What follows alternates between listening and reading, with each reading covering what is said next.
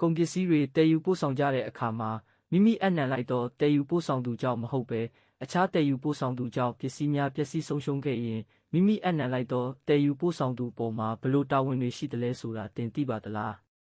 တည်ယူပို့ဆောင်သူများဆိုင်ရာအက်ဥပဒေမှာတဦးထက်ပိုသောတည်ယူပို့ဆောင်မှုများအတွက်အခုလိုပြဋ္ဌာန်းထားပါတယ်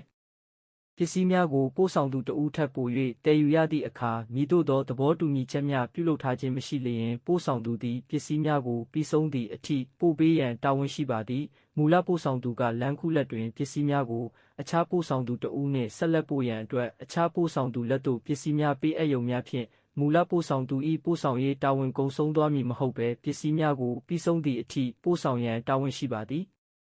အကယ်၍ဒုတိယပို့ဆောင်သူကမှားယွင်းပို့ဆောင်ခဲ့လျင်သို့မဟုတ်ဒုတိယပို့ဆောင်သူလက်တွင်ပျက်စီးဆုံးရှုံးခဲ့လျင်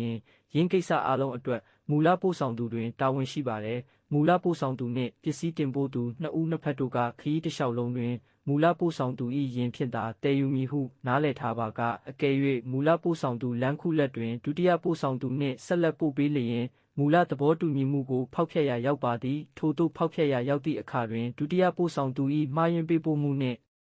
သက်ဆိုင်သည့်တာဝန်များနှင့်ပစ္စည်းများဆုံးရှုံးပျက်စီးသောတာဝန်စသည်တို့အတွက်မူလပို့ဆောင်သူတွင်တာဝန်ရှိသည့်အပြင်သဘောတူညီမှုဖောက်ဖျက်မှုအတွက်ပေါ်ပေါက်လာသောဆုံးရှုံးမှုအတွက်လည်းမူလပို့ဆောင်သူတွင်တာဝန်ရှိပေသည်အကယ်၍ပစ္စည်းတင်ပို့သူကနေရာတနေရာသို့ရောက်သည့်အခါပစ္စည်းကိုအခြားပို့ဆောင်သူနှင့်ထပ်ဆင့်ပို့ပေးပါဟုအတိလင်းတော်၎င်းတွယ်ဝိုက်၍တော်၎င်းပြောကြားချက်ရှိလျင်မူလပို့ဆောင်သူအနေဖြင့်ပစ္စည်းကိုဒုတိယပို့ဆောင်သူ၏လက်သို့ပေးအပ်ချိန်တွင်မူလပို့ဆောင်သူ၏တာဝန်ကုန်ဆုံးသွားပြီဖြစ်ပါသည်ထို့ကြောင့်ယင်းကိစ္စမျိုးတွင်ဒုတိယပို့ဆောင်သူပြုမှုခဲ့သောမှားယွင်းပေးပို့မှုအတွက်တော်၎င်းဒုတိယပို့ဆောင်သူ၏လက်ဝယ်ရှိပစ္စည်းများဆုံးရှုံးမှုအတွက်၎င်းမူလပို့ဆောင်သူအနေဖြင့်တာဝန်ရှိမည်မဟုတ်ပါပထမသူအနေဖြင့်ပစ္စည်းများကိုအခြားပို့ဆောင်သူ၏လက်သို့အပ်လိုက်ခြင်းဖြင့်မိမိ၏ပို့ဆောင်ခြင်းနှင့်သက်ဆိုင်သောတာဝန်ကုန်ဆုံးခြင်းရှိမရှိဆိုသည်မှာပစ္စည်းတင်ပို့သူနှင့်မူလပို့ဆောင်သူတို့၏သဘောတူညီချက်ပေါ်တွင်မူတည်ပေသည်